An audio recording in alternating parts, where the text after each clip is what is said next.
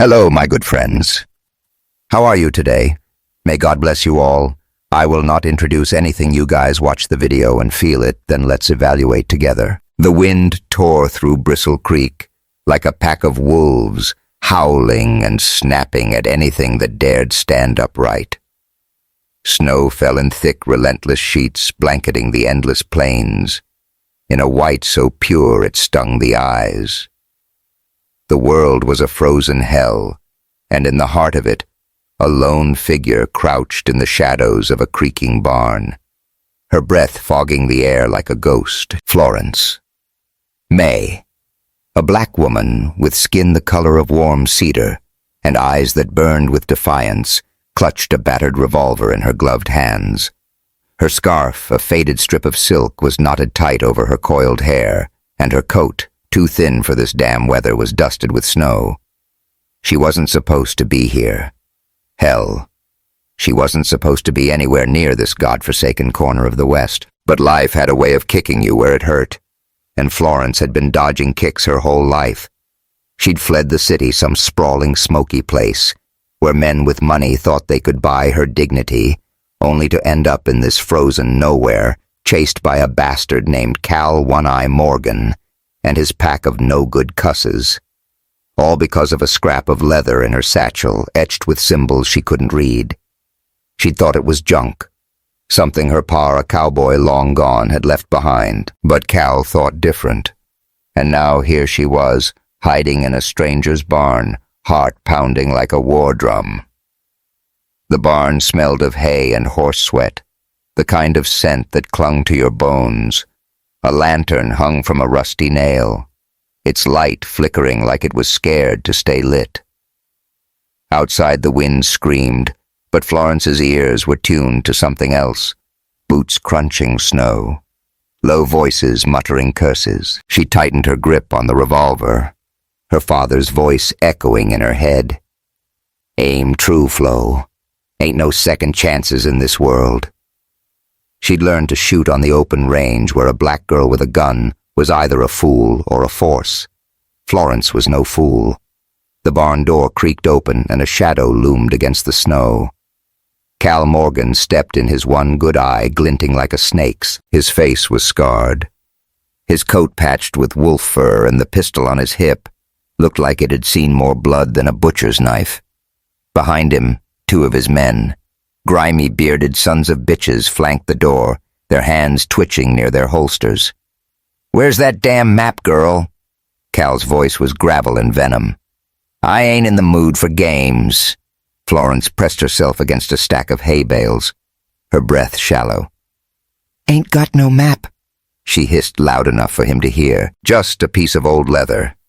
"You're chasing shadows, you one-eyed bastard." Cal laughed, a sound like breaking glass. "You think I'm dumb enough to buy that? Hand it over, or I'll carve it out of you." Her heart raced, but her hands were steady. She'd faced worse than Cal men who thought her skin made her weak, who thought her voice was just for singing, not for fighting. She shifted the revolver cold against her palm. "Last chance, Cal. Get the hell out of here or I'll blow your damn head off." One of Cal's men snorted, stepping forward with a leer. "Big talk for a—" He didn't finish. Florence swung out from behind the bales, her revolver barking fire. The shot cracked like thunder, and the man's hat flew off a bullet hole clean through the brim.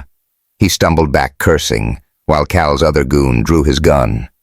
But Florence was faster. She fired again, grazing the second man's hand, sending his pistol clattering to the dirt. The horses in their stalls whinnied, rearing in panic. Cal's eye narrowed his hand, hovering over his holster. "You got some guts, I'll give you that. But you're outnumbered, girl. Not for long."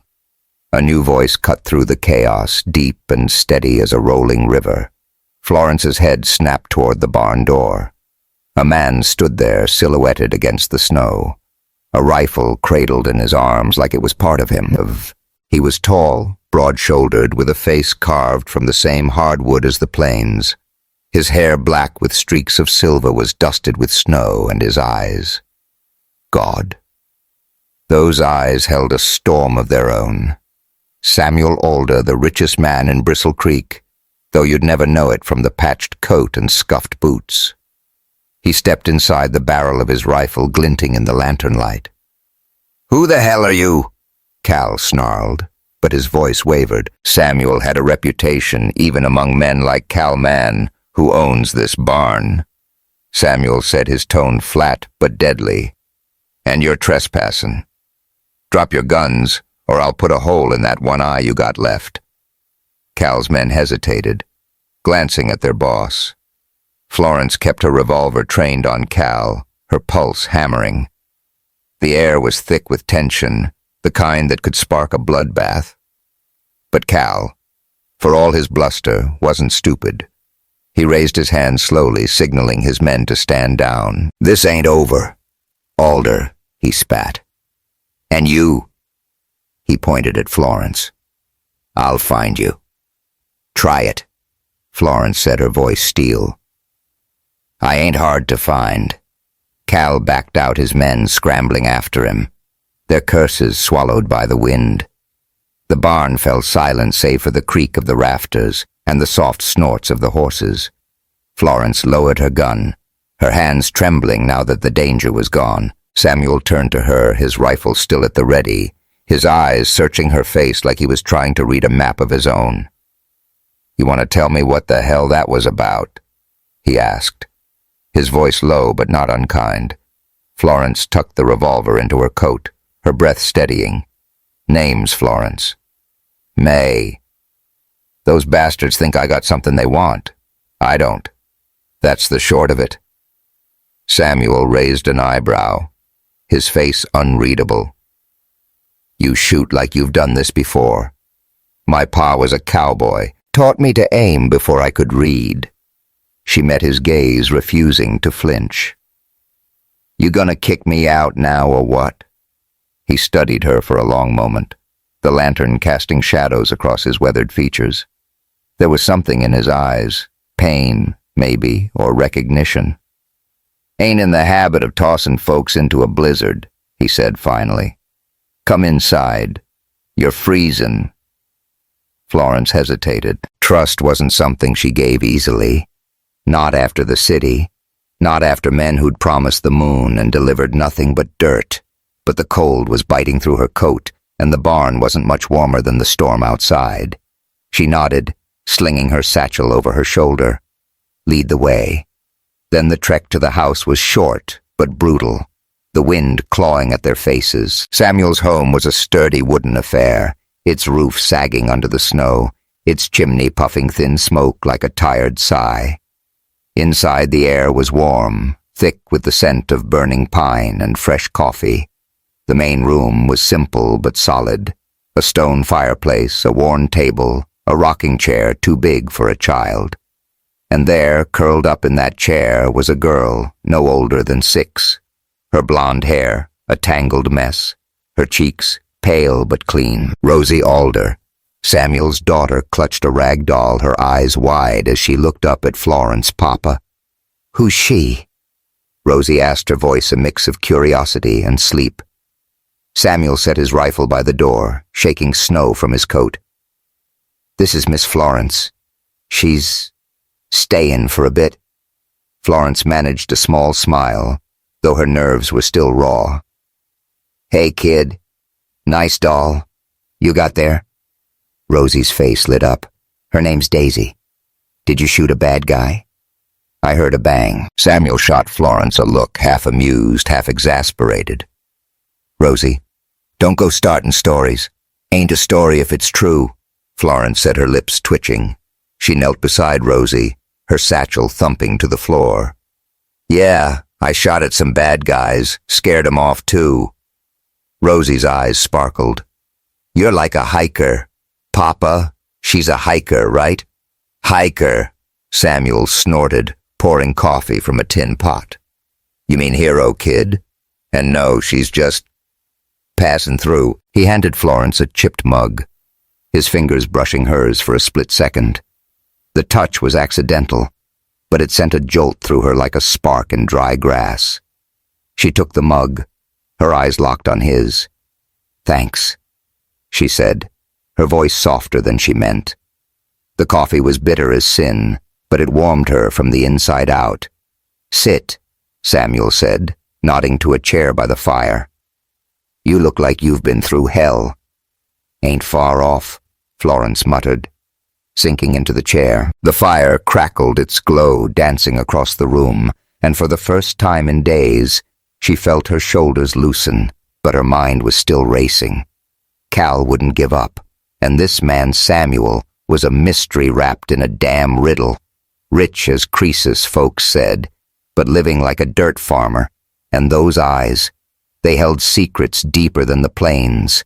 "Papa tell her about the wolves," Rosie piped up, bouncing in her chair. "The ones you chased off last winter." Samuel sighed, rubbing his neck. "Rosie, Miss Florence, don't need my tall tales. I could use a story," Florence said, surprising herself. "Beats thinking about my own mess." Rosie clapped her hands. "Papa shot a wolf right through the eye. Bam! He's the best shot in Bristle Creek." Samuel's mouth twitched almost a smile. "She exaggerates. It was a coyote and I clipped its ear. Ran off yelping." Florence raised an eyebrow, sipping her coffee. "Still sounds like a hell of a shot." He met her gaze, and for a moment the room felt smaller, the air thicker. "Takes one to know one," he said, his voice low. Rosie yawned, her eyelids drooping. Samuel scooped her up, her doll dangling from her hand. "Time for bed, kid." He carried her down a short hall, leaving Florence alone by the fire. She stared into the flames, her fingers tracing the revolver in her coat. Cal was out there, and that damn scrap of leather was burning a hole in her satchel. She didn't know what it meant, but it was trouble, and trouble had a way of finding her. Samuel returned, his boots heavy on the floorboards. He leaned against the table, arms crossed, watching her like she was a puzzle he couldn't solve. "You gonna tell me the truth about that map?" he asked. "Ain't a map," Florence said, pulling the leather scrap from her satchel. It was no bigger than her hand, etched with strange lines and symbols. "My pa left it. Thought it was nothing. Cal thinks it's something else." Samuel took it, his fingers rough but careful, his brow furrowed as he studied the markings. "Could be trouble," he said, handing it back. "Cal ain't the quittin' kind." "No shit," Florence said, tucking the leather away. "But I ain't running no more. You got a problem with me stayin'." He looked at her long and hard, like he was weighing her soul. "Long as you don't bring that trouble to my girl. You're welcome here." She nodded, her throat tight. "Fair enough." The fire popped, sending sparks up the chimney. Outside the wind howled, carrying the promise of more storms. Snow blood, or both. Florence sipped her coffee, her eyes flicking to Samuel.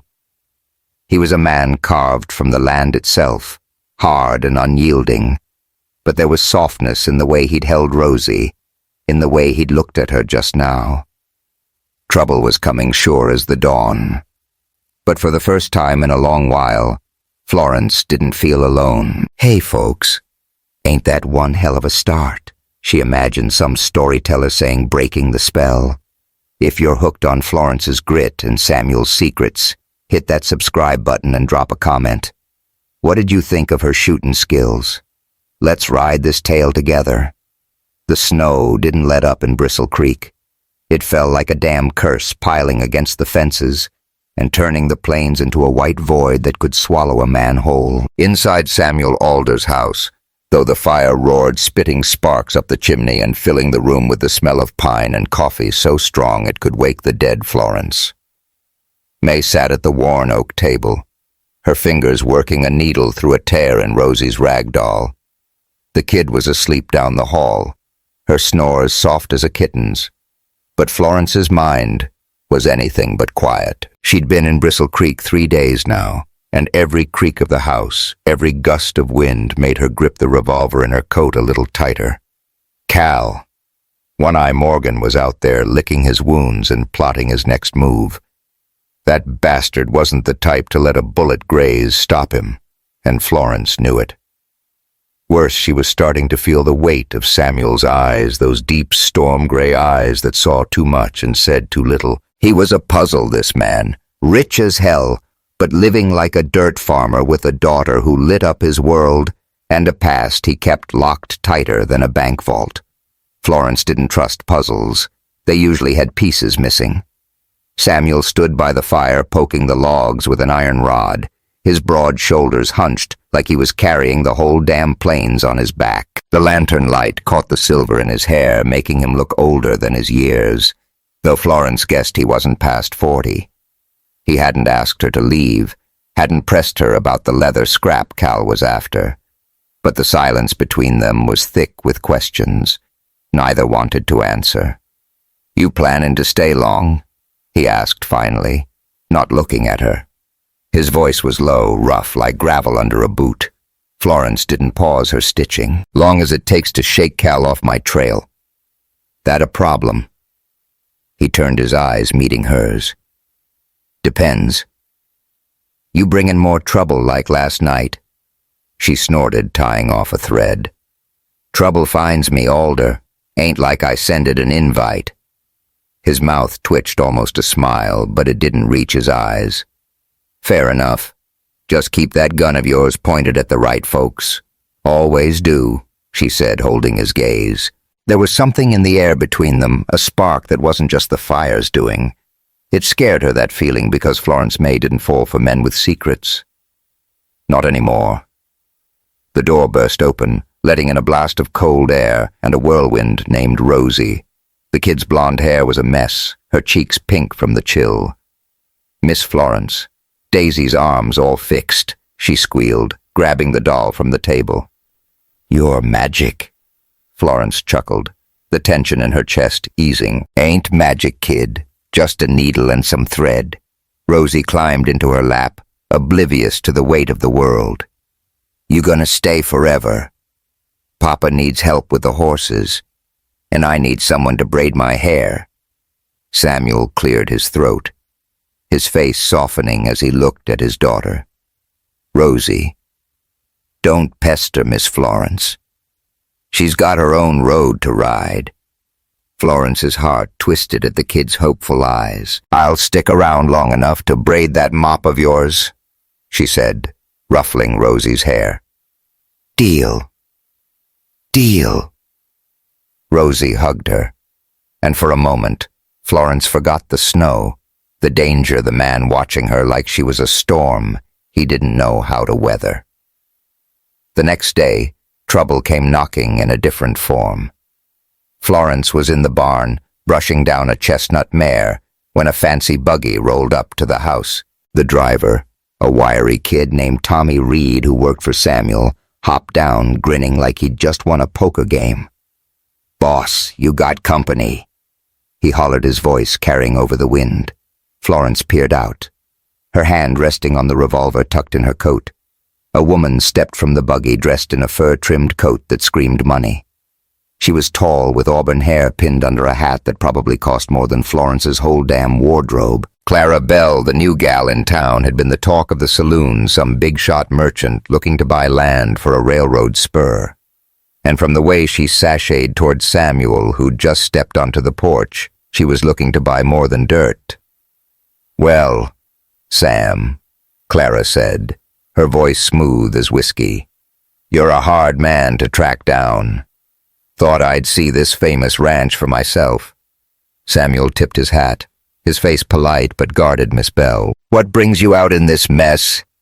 "Business," she said, flashing a smile that could melt snow, and maybe a little pleasure. "A man like you shouldn't be holed up all alone." Florence's jaw tightened. She didn't give a damn who Samuel talked to, but something about Clara's tone made her want to spit. Tommy, leaning against the barn door, caught her eye and smirked. "Clara's got her claws out, Flo."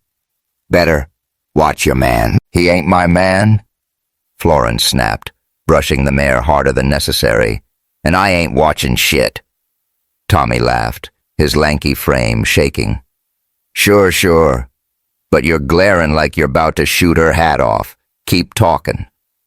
"Tommy and I'll shoot your hat off," she said, but her lips twitched. The kid was a pain in the ass, but he had a way of lightening the mood. Inside the house, Samuel offered Clara coffee. His manners stiff as a board, Florence slipped in through the back door, her boots quiet on the floorboards. Rosie was at the table drawing with a stub of charcoal, oblivious to the tension. Clara sat across from Samuel, her fingers tracing the rim of her mug like she was petting a damn cat. "Your land's prime for the railroad, Sam," Clara said, leaning closer. "We could make a fortune together." And she lowered her voice. "All honey and heat. A man like you needs a woman who knows her worth." Samuel shifted his eyes, flicking to Florence, who'd just stepped into the room. "I'm doing fine, Miss Bell," he said, his tone flat. "Ain't looking to sell or anything else?" Clara's smile didn't falter, but her eyes narrowed as she noticed Florence. "Oh, you must be the guest I've heard about. The one with the gun." Florence crossed her arms, her scarf loose around her shoulders. "That's me, Florence May. You got a problem with guns, Miss Bell?" "Not at all," Clara said, her voice dripping with fake sweetness. "Just surprised to see a woman like you in a place like this." Florence's blood simmered, but she kept her cool.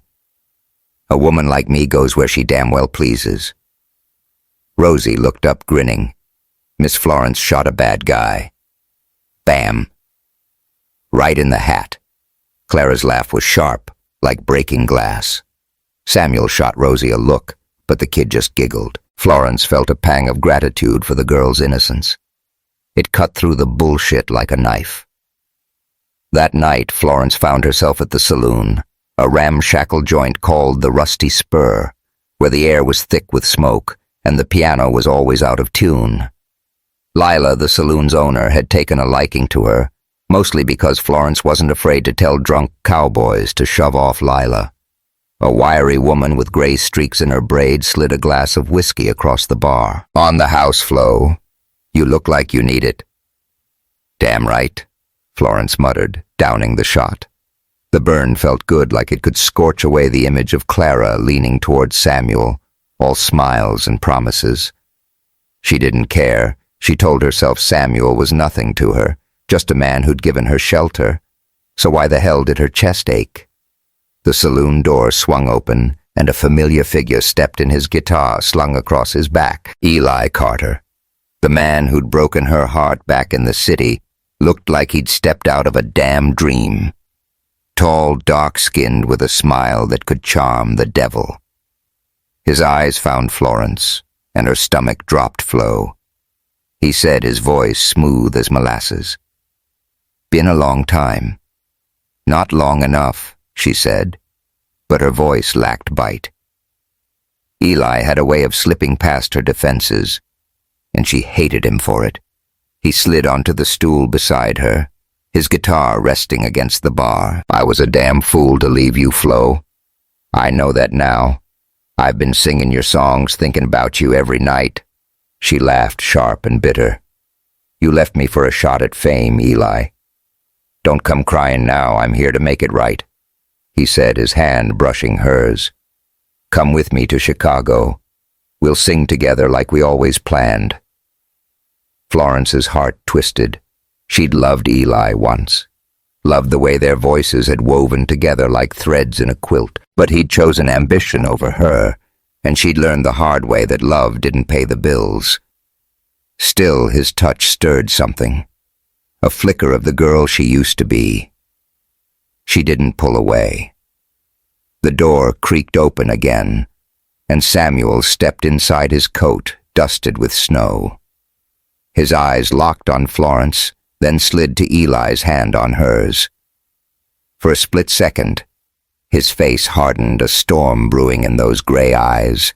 Then he turned, heading for a table in the corner, without a word. Florence's chest tightened. She yanked her hand from Eli's, her voice cold. "Go sing your songs, Eli. I ain't your muse no more." Eli leaned closer, undeterred. "You'll change your mind, Flo. You always do." She stood, her scarf falling loose, and walked out into the snow. the cold biting her face. The saloon's noise faded, replaced by the wind's howl. She didn't know why Samuel's look had cut her so deep, but it had, and that scared her more than Cal's threats. She was no stranger to running, but running from her own heart was a new kind of hell. Back at the house, Samuel was chopping wood in the yard, his axe splitting logs with a force that said he was pissed.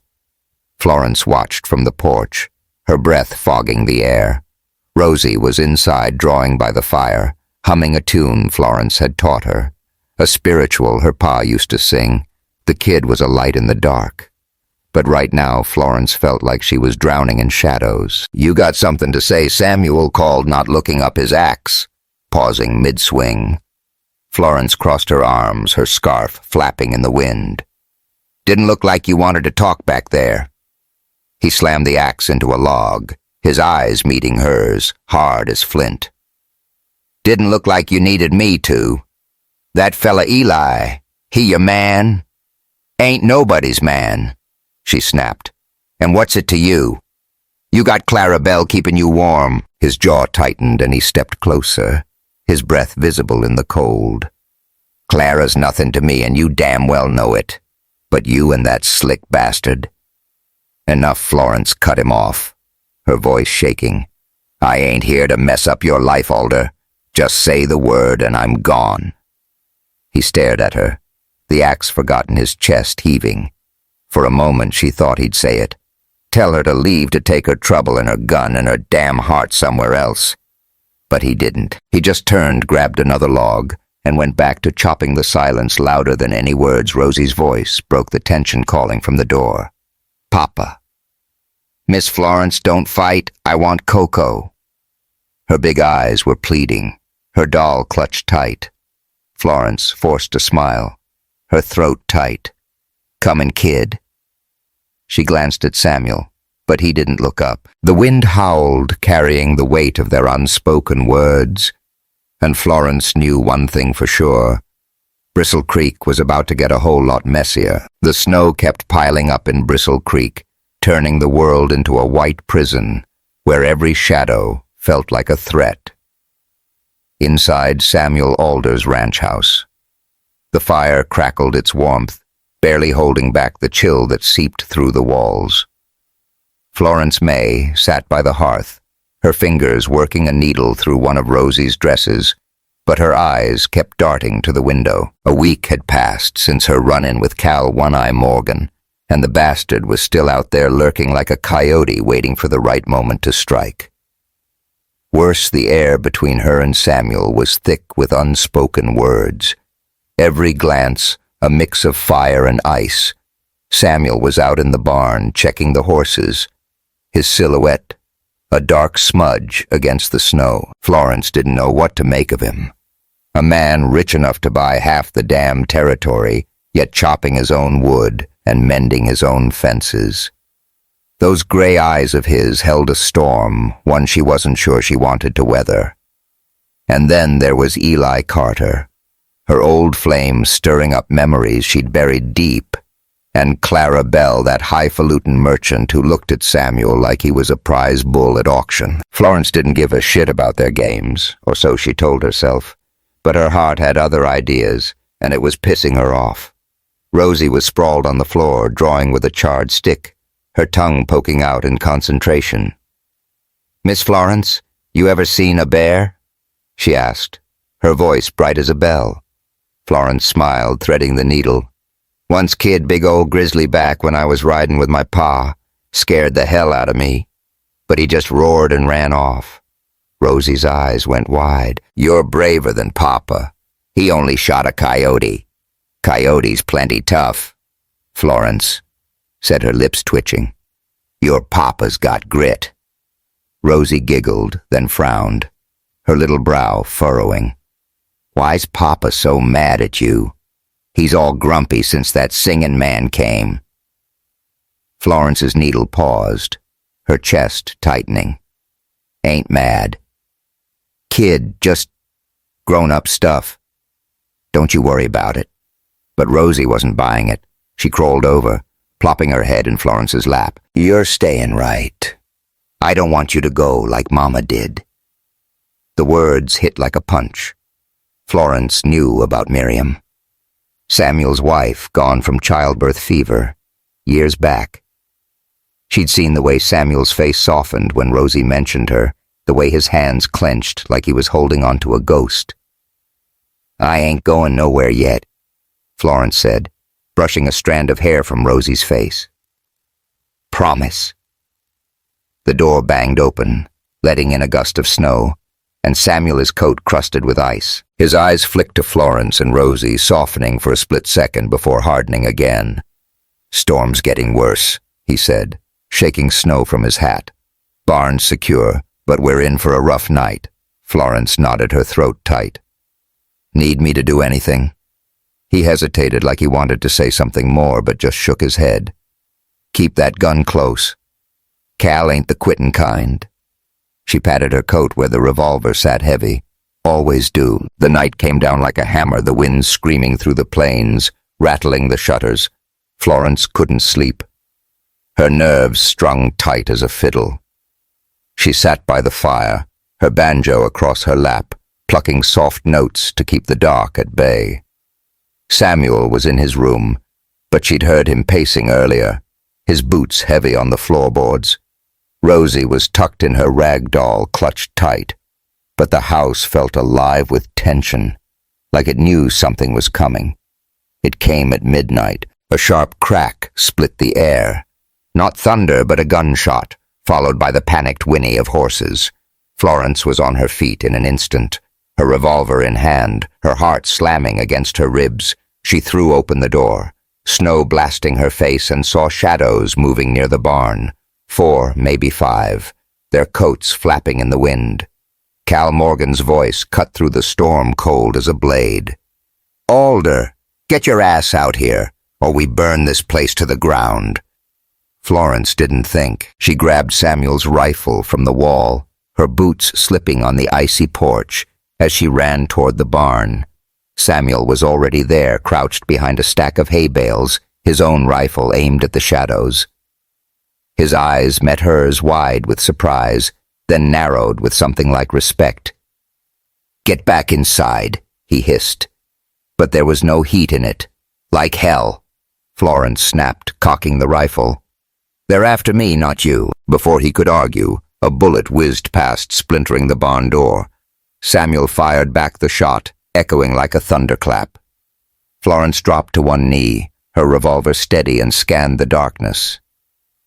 Cal was out there, his one eye glinting in the moonlight, flanked by his men. One of them, a burly bastard with a scar across his cheek, charged toward the house, a torch in hand. Rosie Florence's blood ran cold. She bolted for the house, her coat flapping, ignoring Samuel's shout. The man was halfway to the porch when she raised her revolver and fired. The bullet caught his hand, sending the torch spinning into the snow with a hiss. He cursed, clutching his wrist, and stumbled back. "You son of a bitch!" Florence roared, her voice raw.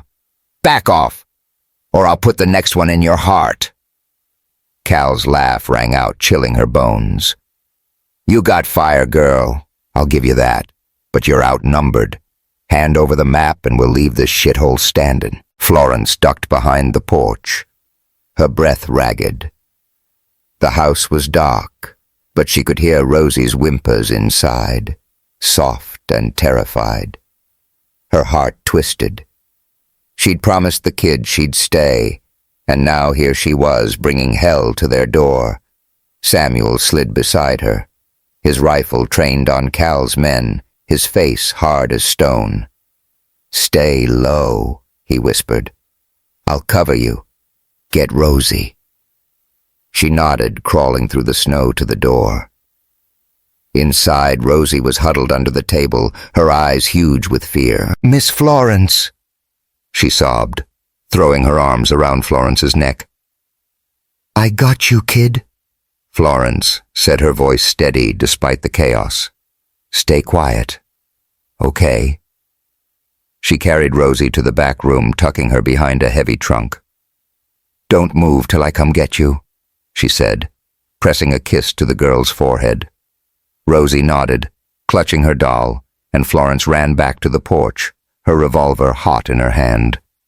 Outside, the fight was heating up. Samuel had winged one of Cal's men who was cursing and limping back to cover, but Cal was closing in, his pistol gleaming. Florence took aim, her pa's voice in her head. Aim true. Flow.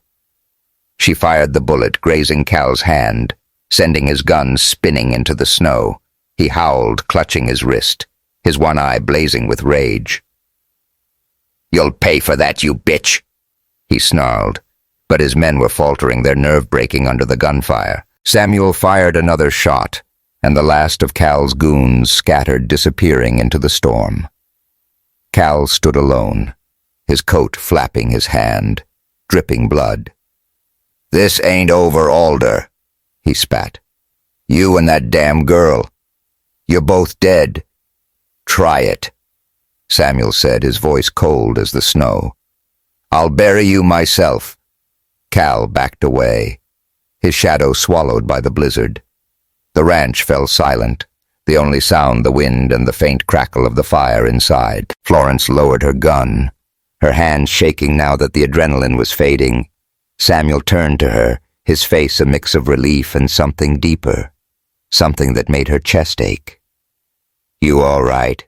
he asked, his voice rough. She nodded, wiping snow from her face. "Rosie's safe. That's what matters." He stepped closer, his breath visible in the cold. "You didn't have to do that. Risk your neck for us. Didn't have to," she said, meeting his eyes. "Wanted to." For a moment, they stood there, the storm raging around them, the world shrinking to just the two of them. Then Rosie's voice broke the spell, calling from inside. "Papa, Miss Florence, I'm scared." They ran in, finding Rosie still behind the trunk, her cheeks streaked with tears. Samuel scooped her up, holding her tight, while Florence knelt beside them, her hand on Rosie's back. "It's okay, kid," she said. "Bad guys are gone." Rosie sniffled, burying her face in Samuel's shoulder. "You're a hero, Miss Florence, like in my stories." Florence's throat tightened. "Just doing what's right, Rosie." The next morning, the storm had eased, leaving a quiet so deep it felt like the world was holding its breath. Samuel was out repairing the barn door, his hammer ringing against nails, while Florence swept the porch, her mind a tangle of thoughts. Cal's words kept echoing in her head. "You think she'll stay when she knows you're a damn thief? Alder." What the hell did that mean? Samuel had secrets, that much was clear, but she wasn't sure she wanted to dig them up. Tommy Reed sauntered up, his lanky frame bundled in a sheepskin coat. "Heard you shot." "Cal's hand clean off Flo," he said, grinning. "Whole damn town's talking about it. Grazed him," Florence corrected, leaning on her broom. "And they can talk all they want. Ain't my concern," Tommy chuckled, kicking snow off his boots. "You're a legend, Flo, but watch out, Clara Bell's sniffing around the boss like a hound on a scent." Florence's jaw tightened. "She can sniff all she wants. Samuel ain't my business." "Sure he ain't," Tommy said, winking. "That's why you're glaring like you want to shoot her fancy hat off." "Keep talking, Tommy, and I'll shoot your hat off," she said, but her lips twitched. The kid was a damn nuisance, but he had a way of making her laugh. Inside, Rosie was drawing again, her charcoal scratching out a picture of Florence with a gun standing tall, like a damn knight. Florence shook her head, her heart warming. "You're gonna make me look too good, kid." "It's you," Rosie said, beaming. "Papa says you're brave." Florence glanced out the window where Samuel was hammering away, his face set in that unreadable mask. Brave, huh? Maybe, but she was also scared. Scared of Cal. Scared of the secrets. Scared of the way Samuel's eyes made her feel like she was falling. That afternoon, Eli Carter showed up at the ranch, his guitar slung over his shoulder, his smile as smooth as ever. "Heard about the shootout, Flo," he said, leaning against the porch rail. "You always did know how to stir up trouble." "What do you want, Eli?" Florence asked, her voice flat. She was mending a saddle, her hands steady, despite the knot in her stomach. "You," he said, his eyes locking on hers. "I was wrong to leave you. Flo, come with me to Chicago. We'll sing, make a name for ourselves. You don't belong in this shithole." She laughed, sharp and cold. "You think I'm dumb enough to fall for that again? You left me high and dry. Eli, I ain't your backup plan." He stepped closer, his voice dropping. "I love you, Flo. Always have. That older. He's got nothing but ghosts and a kid. You deserve more." Her heart twisted, old wounds reopening. She was about to tell him to go to hell when Samuel's voice cut through cold as the snow. "She deserves better than you." "Carter?" Florence turned, her breath catching. Samuel stood at the edge of the porch, his hammer still in hand, his eyes blazing. Eli smirked, undeterred. "She's my girl. Older. You're just the fool who thinks he can keep her." Samuel's fist clenched, but Florence stepped between them, her voice sharp. "I ain't nobody's girl. Both of you back the hell off." Eli raised his hands, backing away with a mocking grin. "You'll come round, Flo. You always do."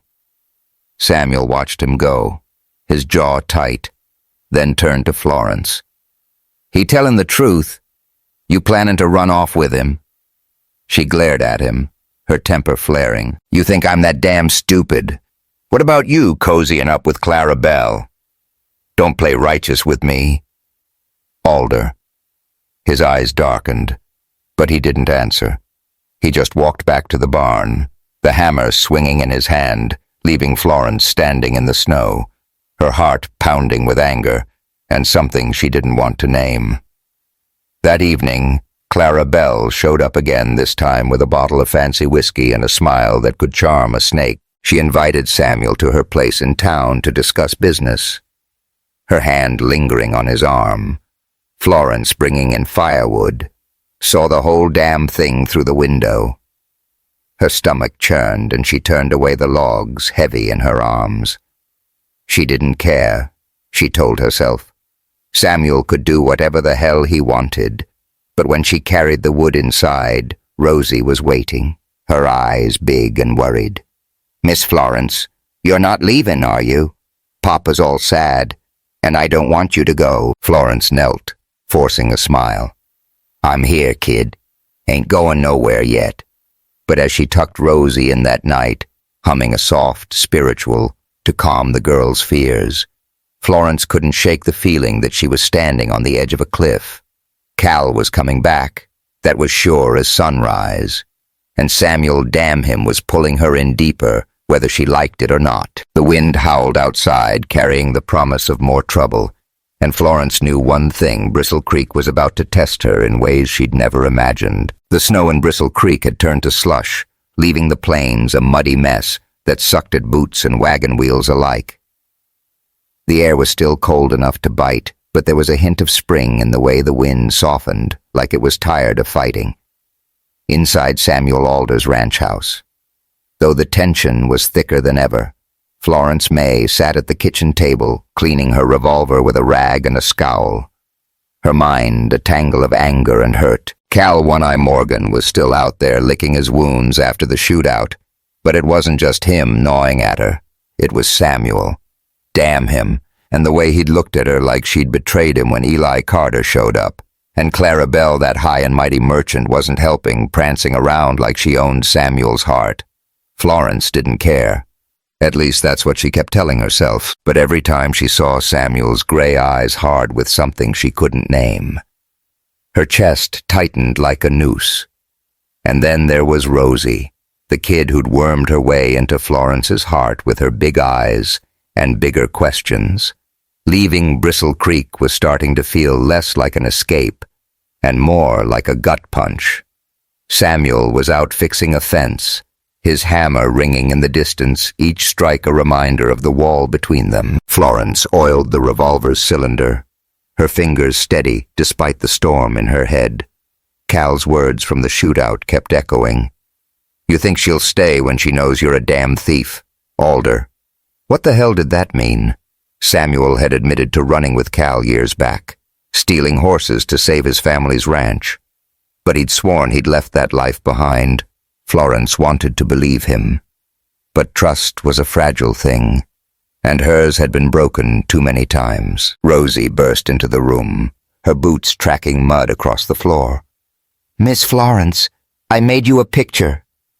She held up a charcoal sketch of a woman with a gun standing tall against a scribbled storm. "It's you fighting the bad guys." Florence's scowl softened her lips, twitching. "Damn, kid. You make me look like a hero out of one of your stories." "You are a hero," Rosie said, climbing onto a chair. "Papa says you're braver than anybody, but he's all grumpy lately." "Did you fight?" Florence sighed, setting the revolver down. "Ain't fighting, Rosie. Just figuring things out." Rosie frowned, her little brow furrowing. "Don't leave. Okay, I want you to stay forever." The kid's words hit like a bullet. Florence ruffled Rosie's hair, her throat tight. "I'm here for now, kid. Let's leave it at that." The trouble came to a head 2 days later when Tommy Reed rode up to the ranch, his horse lathered and his face grim. "Boss Flo, we got a problem," he said, swinging down from the saddle. "Cal's holed up in a canyon, about 10 miles out.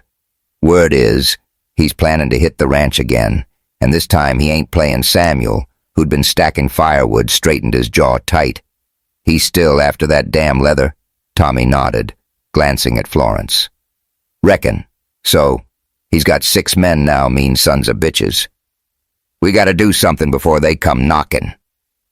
Florence's stomach churned. That scrap of leather etched with symbols she couldn't read was in her satchel, burning a hole in her thoughts. She'd thought about burning it, but something, maybe her pa's memory, kept her from it. "I'll go," she said, her voice steady. "This is my mess. I'll end it. Like hell you will." Samuel snapped, his eyes blazing.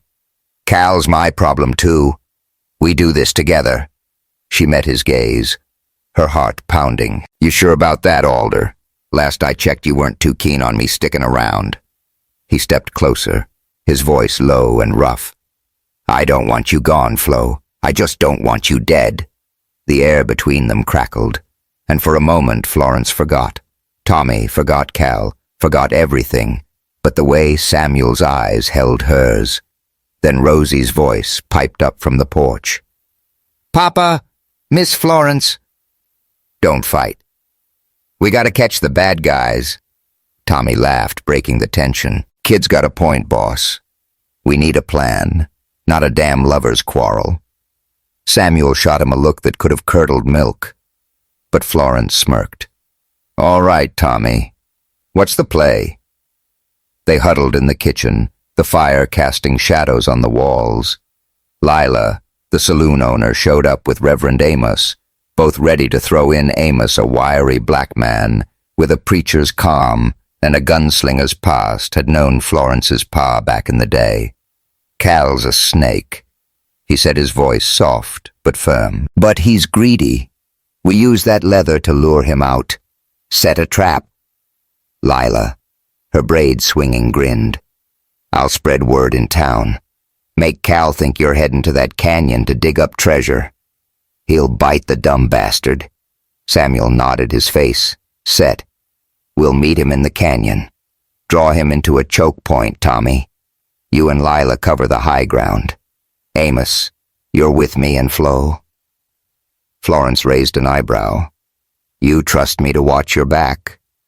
"Alder." He met her gaze, unflinching. "Ain't nobody I trust more." Her heart skipped, but she shoved the feeling down. This wasn't the time for soft thoughts. Cal was coming, and blood would spill before the sun set. The canyon was a jagged scar in the earth, its walls streaked with red rock and dusted with snow. The wind howled through it, carrying the smell of damp stone and pine. Florence crouched behind a boulder, her revolver ready, her scarf knotted tight over her hair. Samuel was beside her, his rifle steady, his breath visible in the cold. Tommy and Lila were perched on the ridge above their rifles, glinting in the weak sunlight. Amos was hidden across the canyon. His own gun trained on the narrow entrance, Cal and his men rode in. At dusk, their horses kicking up slush, their voices loud with greed. "That damn map better be worth it," one of them growled, a skinny cuss with a face like a weasel. "It's gold, you idiot," Cal snapped, his one eye scanning the canyon. "Alder's too soft to keep it. And that black bitch, she's mine." Florence's blood boiled, but Samuel's hand on her arm kept her still. "Wait," he whispered, his voice a low rumble. "Let 'em get closer." The trap sprang when Cal's men reached the canyon's heart. Tommy fired a warning shot, kicking up dirt at Cal's feet, and Lila's voice rang out sharp as a whip. "Drop your guns, you sorry sons of bitches, or we'll bury you here." Cal's men froze their hands, hovering over their holsters. Florence stood her revolver aimed at Cal's chest. "You heard her," she said, her voice cold. "Drop 'em, or I'll put a hole in that one eye of yours." Cal laughed, but it was strained, his hand twitching toward his gun. "You think you've won, girl. You don't know shit about Alder. Tell her, Sam. Tell her how you left me to rot in a jail cell after we stole them horses." Florence's heart sank, her eyes flicking to Samuel. He stood, his rifle still aimed, but his face was pale, his jaw tight. "That true?" she asked, her voice barely above a whisper. Samuel's eyes met hers, raw with guilt. "I was young. Flo. Desperate. My pa was losing the ranch and Cal had a plan. We stole horses, but it went south. I ran. He didn't. I ain't proud of it." Cal's laugh was a knife. "You trust a coward like that, girl. He'll leave you too soon as the going gets tough." Florence's hand trembled, but she kept her gun steady. "Shut your damn mouth, Cal. This ain't about him. It's about that leather, and it ain't what you think." She pulled the scrap from her coat, holding it up. "This ain't no map to gold. It's just lines and scribbles. You've been chasing a ghost." Cal's eye narrowed, his voice venomous. "You're lying. Hand it over, or I'll—" He lunged, drawing his gun, but Florence was faster. Her shot grazed his shoulder, sending him staggering back. Samuel fired at the same time, dropping one of Cal's men, while Tommy and Lila opened up from the ridge, pinning the others down. Amos stepped out his gun, trained on the weasel-faced man who dropped his weapon with a curse. "Enough," Florence shouted, her voice echoing off the canyon walls. "You want this damn thing? Take it!" She tossed the leather at Cal's feet, her heart pounding. "But it's worthless. You're wasting your life on nothing."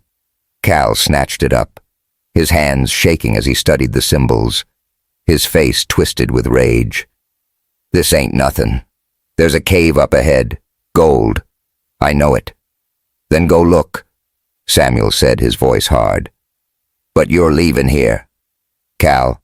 Now Cal's men, battered and outgunned, dragged their wounded and retreated, but Cal lingered, his eye burning with hate. "You'll regret this. Alder, both of you." He mounted his horse and rode off, the leather clutched in his bloody hand. The canyon fell silent, the wind carrying away the echoes of gunfire. Florence lowered her gun, her legs shaky. Samuel turned to her, his face a mix of relief and dread.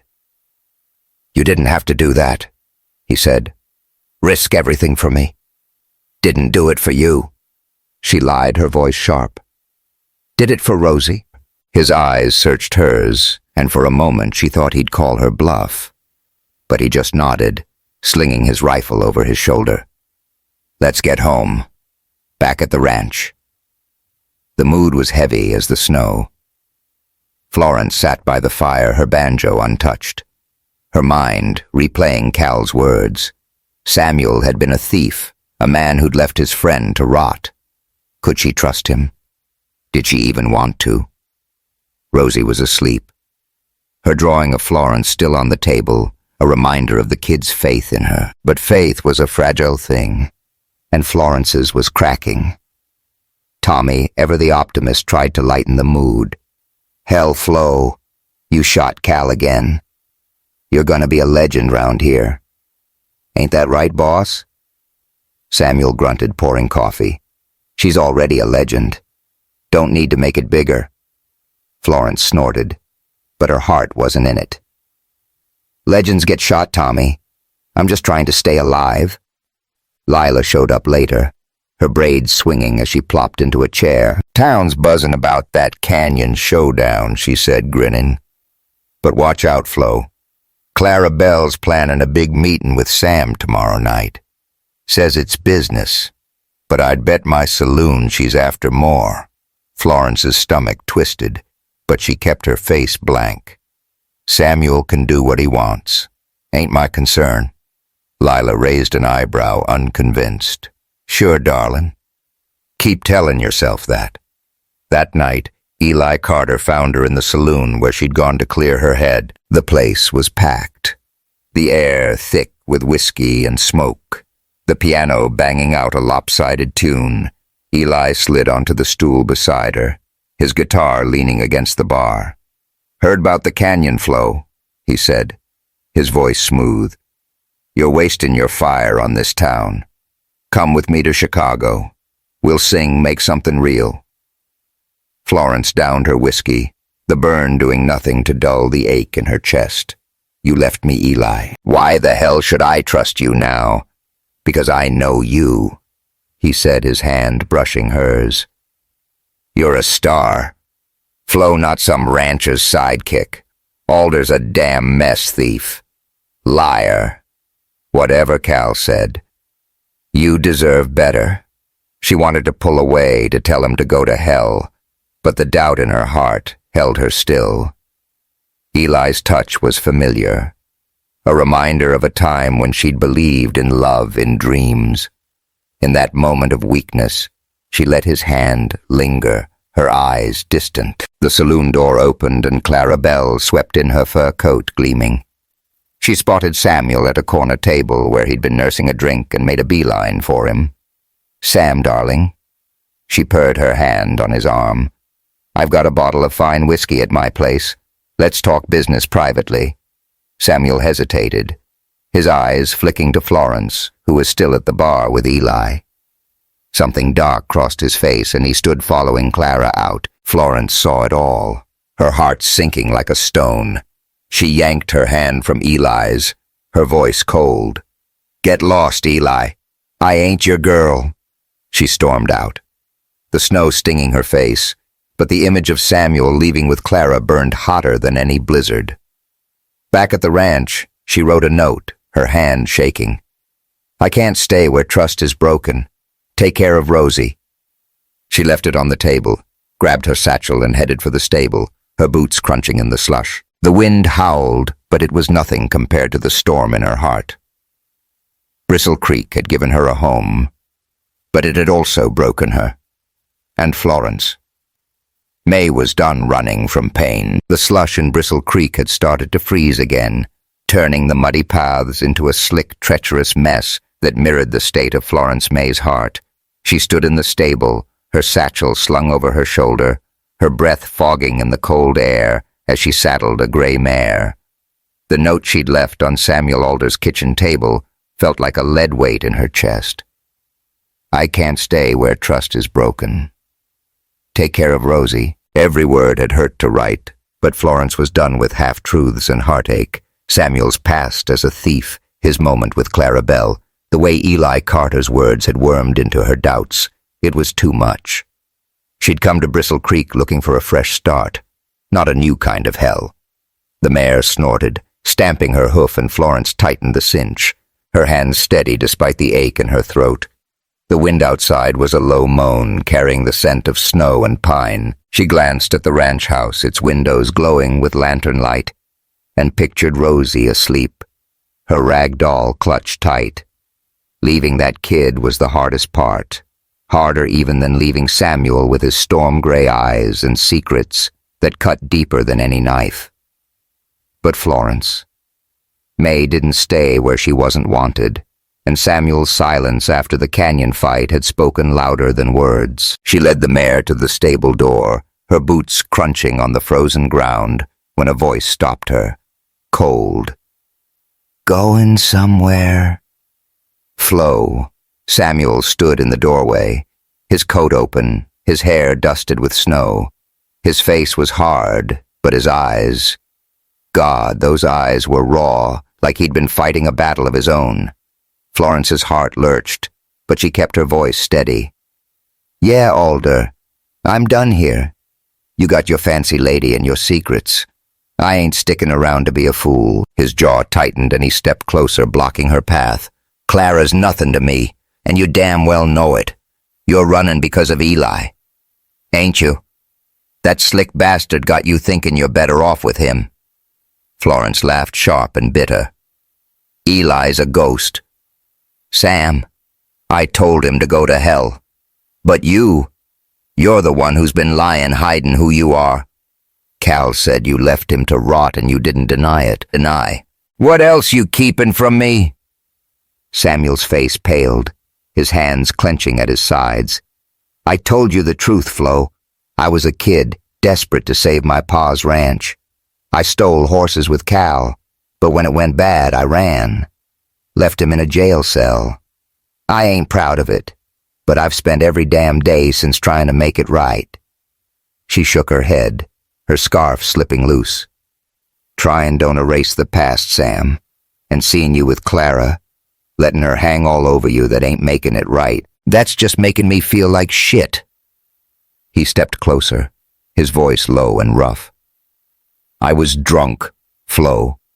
Clara offered whiskey and I was hurtin' thinking you were leaving with Eli. I let her get too close, but I pushed her away. I swear on Rosie's life nothing happened. I love you, damn it." The words hit like a thunderclap, stealing her breath. Florence stared at him, her revolver heavy in her coat, her heart pounding like a war drum. "You don't get to say that," she whispered, her voice breaking. "Not after everything. I'm saying it because it's true," he said, his eyes locked on hers. "I'm a mess, Flo, but I'm your mess, if you'll have me." She wanted to believe him, wanted it so bad it hurt, but doubt clung to her like snow to a coat. Before she could answer, a small figure darted from the house, barefoot in the slush, her nightdress flapping. "Miss Florence, don't go," Rosie cried, throwing her arms around Florence's legs. "I love you. You're my hero." Florence's knees buckled, and she knelt, pulling Rosie close, her eyes stinging. "Oh, kid," she said, her voice thick. "I love you too." "But I know buts," Rosie said, her face fierce. "You gotta stay. Papa's sad without you, and I want you to be my mama." Samuel's breath hitched, and Florence looked up, seeing the raw hope in his eyes. She stood, Rosie still clinging to her, and faced him. "You mean it, Sam? All of it? Every damn word," he said, stepping closer. "Stay. Flo, let's figure this out together." She swallowed hard, her heart torn between running and staying. Then Rosie tugged her hand, and something inside Florence broke. Not with pain, but with possibility. "All right," she said, her voice barely audible. "I'll stay for now." The next morning, Bristle Creek was quiet, the slush gleaming under a weak sun. Florence was in the kitchen kneading dough for biscuits when Reverend Amos arrived, his coat dusted with snow. He carried a small bundle, his eyes twinkling with mischief. "Found something in the barn." "Flo," he said, setting it on the table. "Rosie dug it up. Said it was yours." Florence frowned, wiping flour from her hands. The bundle was her satchel, and inside was the leather scrap Cal had been after. But there was something else, a folded piece of paper yellowed with age. She opened it, her breath catching. It was a poem written in her pa's slanted hand. Through dust and storm, my girl, you'll roam, but love's the treasure that calls you home. No gold, no silver can match its light. Hold fast to it through day and night. Tears pricked her eyes, and she looked at Amos, her voice shaky. This ain't no map. It's my pa's heart.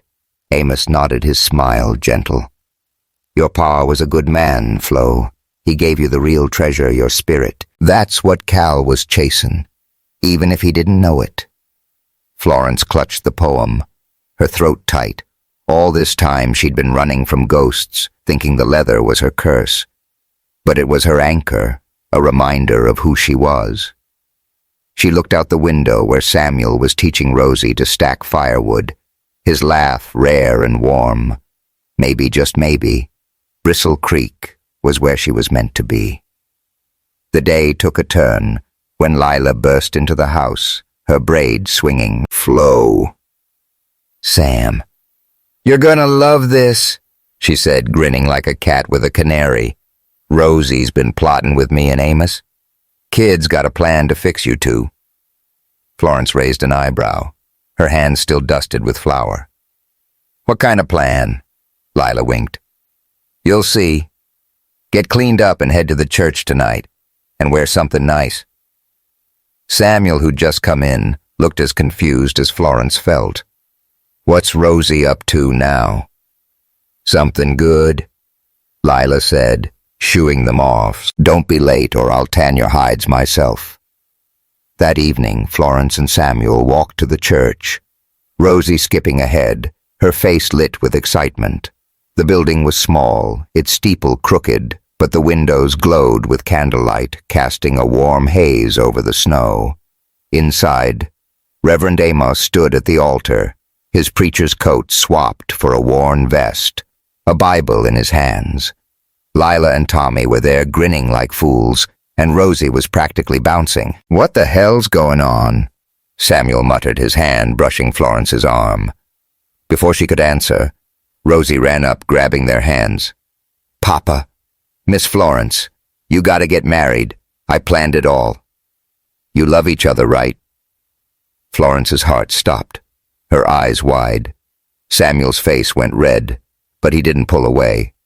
Amos chuckled, stepping forward. Kid's got a point, you two. Been dancing around each other long enough. What do you say? Florence looked at Samuel, her pulse racing. You in on this, Alder? He swallowed, his voice rough. Wasn't.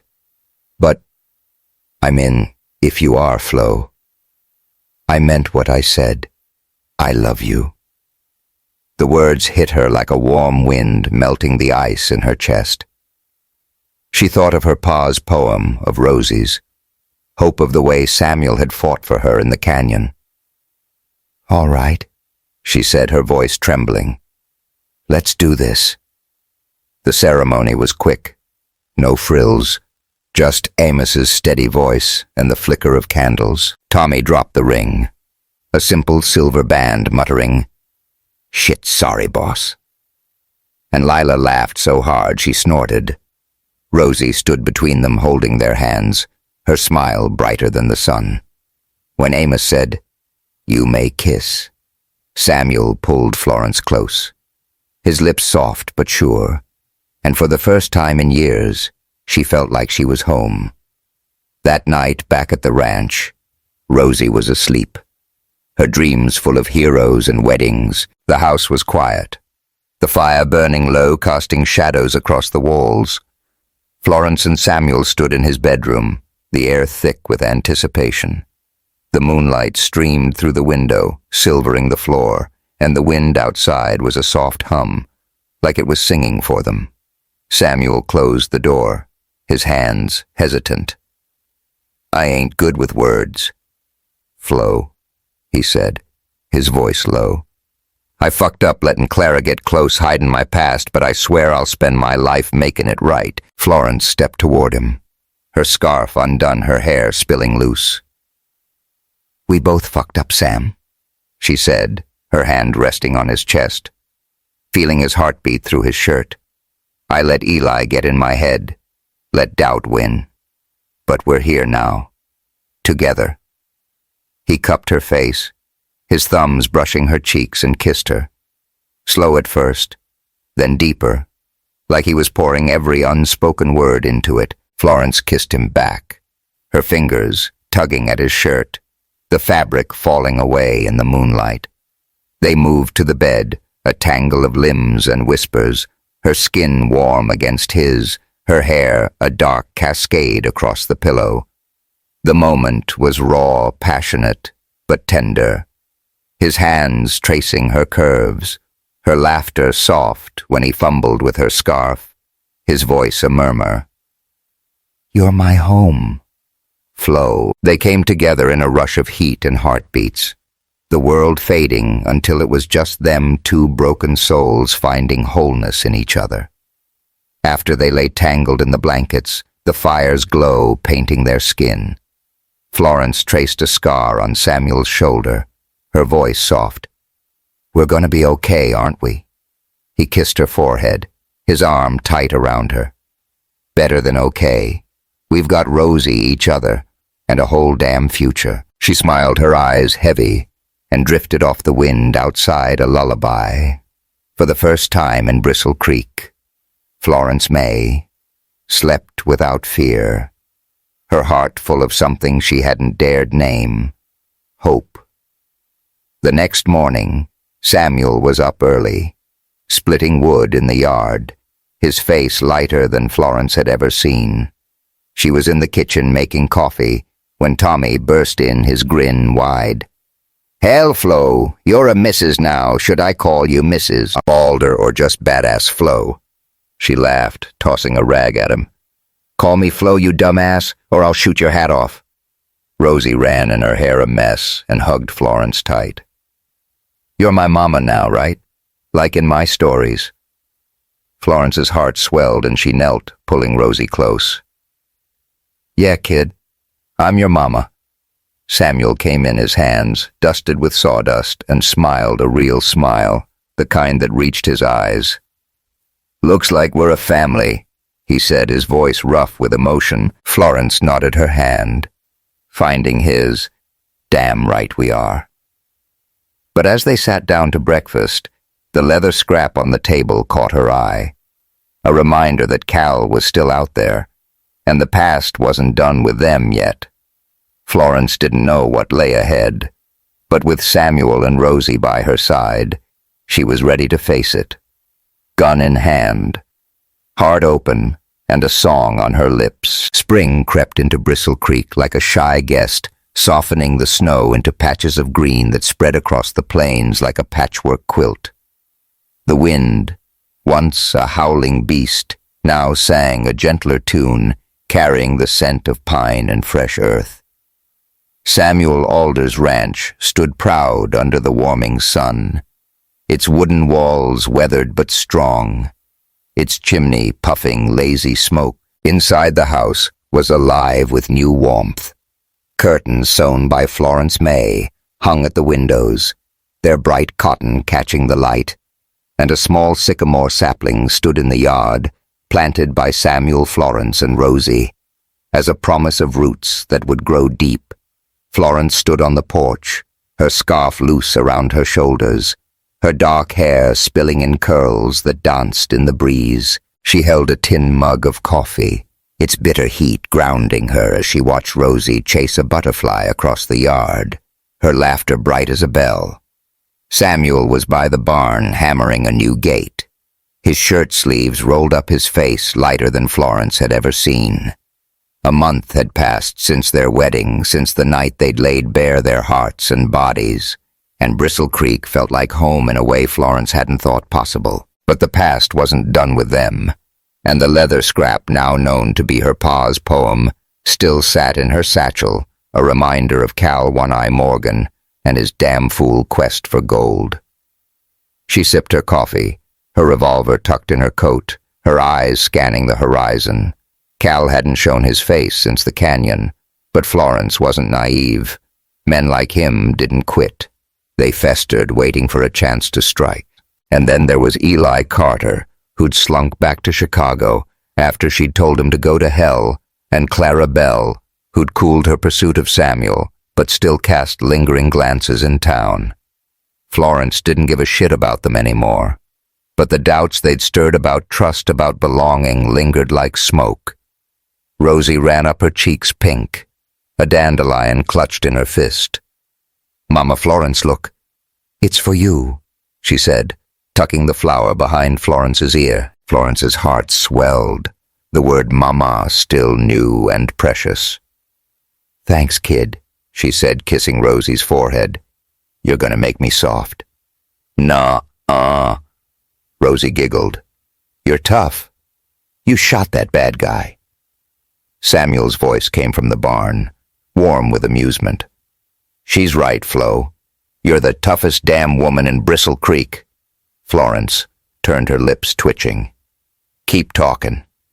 Alder, and I'll shoot your hat off." He laughed, a rare, full laugh that made her stomach flip, and walked over, his hammer dangling from his hand. "Might be worth it, just to see you try." Rosie clapped her hands, oblivious to the spark between them. "Papa, tell Mama about the treasure."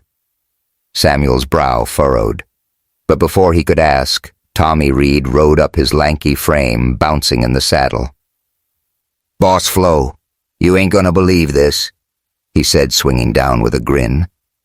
"Rosie found something in the barn. Something big." Florence set her mug down, her pulse quickening. "What kind of something?" Tommy's eyes gleamed. "Better see for yourself." "Kid's waitin'." The barn smelled of hay and old wood. The air cooled despite the spring sun. Rosie stood by a pile of crates, her hands dirty, a triumphant smile on her face. "Look, Mama," she said, pointing to a rusted chest half buried under a tarp. "I found it when I was playing hide-and-seek." Samuel knelt, prying the chest open with a crowbar, the hinges groaning like a dying man. Inside, glinting in the dim light, were stacks of silver coins, their edges worn but unmistakable. Florence's breath caught her hand, instinctively touching the revolver in her coat. "Holy shit," she muttered, her eyes wide. Where the hell did this come from? Samuel's face was grim, his fingers tracing the chest's lid. "My granddad," he said, his voice low. "He fought in the war, hid his pay to keep it from raiders. Told my pa it was out here somewhere, but we never found it." Tommy whistled, leaning over the chest. "That's a damn fortune, boss. You're richer than God now." Rosie bounced on her toes. "We can buy a pony or a castle." Florence laughed, but her mind was racing. This kind of money could change everything or bring trouble worse than Cal. "What you planning to do with it, Sam?" she asked, her voice steady. He looked at her, his eyes soft but sure. "Ain't about getting richer, Flo. It's about doing right. I'm thinking a place for the town, somewhere folks can come together no matter who they are." Florence's heart warmed, and she nodded her hand, finding his. "Sounds like a plan." Alder. The idea took shape over the next weeks, fueled by the silver and a shared dream. Samuel and Florence decided to build a community theater in Bristle Creek, a wooden hall where anyone, black, white, cowboy, or merchant, could sing, tell stories, or just sit and listen. It was a bold move in a town where some still whispered about Florence's skin or Samuel's past, but they didn't care. They had Rosie, each other, and a vision that felt bigger than the plains. The theater rose fast, its frame hammered together by Samuel Tommy, and half the town who showed up with tools and whiskey. Lila ran the show, barking orders like a drill sergeant, her braids swinging as she hauled lumber. Reverend Amos blessed the sight, his voice carrying over the sawdust. "This ain't just wood and nails, folks. It's a promise." Florence threw herself into the work, sewing curtains and painting signs, her banjo always close by. She sang as she worked old spirituals her pa had taught her, and the townsfolk stopped to listen, their faces softening. Even Clara Bell pitched in. donating paint and keeping her distance from Samuel, though her eyes still lingered. Eli was long gone, his promises of Chicago fading like a bad dream, but the past wasn't done with them. The night before the theater's opening, Florence found Samuel in the barn staring at the empty chest, his face troubled. "You okay, Sam?" she asked, her scarf loose, her voice soft. He sighed, rubbing his neck. "Just thinking about Cal. He's still out there." "Flo, that damn leather. Your pa's poem might have sent him on a wild goose chase, but he ain't the quittin' kind." She touched his arm, her fingers warm against his skin. "Let him come. We've faced worse, you and me." He looked at her, his eyes raw. "I don't deserve you, Flo. Not after all the shit I've done." She cupped his face, her voice fierce. "You're a good man, Sam. The past don't define you. We're building something new right here." He kissed her hard and desperate, and for a moment, the barn was the only world that mattered. The theater's opening was a spectacle, the kind Bristle Creek hadn't seen in years. The hall stood proud, its fresh paint gleaming, its stage draped with Florence's curtains. Lanterns hung from the rafters, casting a golden glow, and the air smelled of sawdust and whiskey. The whole town turned out cowboys, farmers, merchants, even a few drifters packing the benches with chatter and laughter. Lila passed out mugs of cider, her grin wide while Tommy strummed a guitar, his hat tipped back. Rosie, dressed in a new frock Florence had sewn, bounced with excitement, clutching a folded paper. "Mama, Florence, Papa, I got a surprise," she said, her eyes sparkling. Samuel raised an eyebrow, his arm around Florence. "What kind of surprise, kid, you'll see," Rosie said, darting to the stage where Reverend Amos waited, his Bible swapped for a smile. The crowd hushed as Rosie climbed up, her small voice carrying. "This theater's for everybody," she said, her words practiced but heartfelt. "But it's specially for Mama Florence and Papa, 'cause they love each other, and they love me." She unfolded the paper, her hands shaking. "I found this in the treasure chest. It's from my first mama, Miriam." Florence's breath caught her hand tightening on Samuel's. He went still, his face pale as Rosie read, her voice clear. "Sam, if you find a woman who lights up Rosie's world, keep her, love her like you loved me. That's what I want for you both." The crowd was silent. The weight of the words sinking in Samuel's eyes glistened, and he pulled Rosie into his arms, his voice breaking. "Thank you, kid. You're my heart." Florence's throat was tight, tears pricking her eyes. Miriam's blessing, hidden all this time, felt like a gift from the heavens. She hugged Rosie, whispering, "You're my heart too, kid." Amos stepped forward, his voice warm. "Folks, this theater's a testament to love and second chances, but we ain't done yet. Florence, get your ass up here and sing." The crowd laughed, clapping as Florence froze, her heart pounding. Lila shoved her banjo into her hands, grinning. "Don't you dare say no. Flowtown's waitin'." Florence climbed onto the stage, her scarf slipping her hair, catching the lantern light. She looked out at the crowd. Samuel's steady gaze, Rosie's beaming smile, Tommy's wink, Lila's nod, and felt a strength she hadn't known she had. "This one's for my pa," she said, her voice steady for Sam. "For Rosie, for all of us who keep going." She strummed the banjo, and her voice rose, a spiritual that carried the weight of her past and the hope of her future. Oh, freedom over me." The notes soared raw and powerful, weaving through the hall like a river.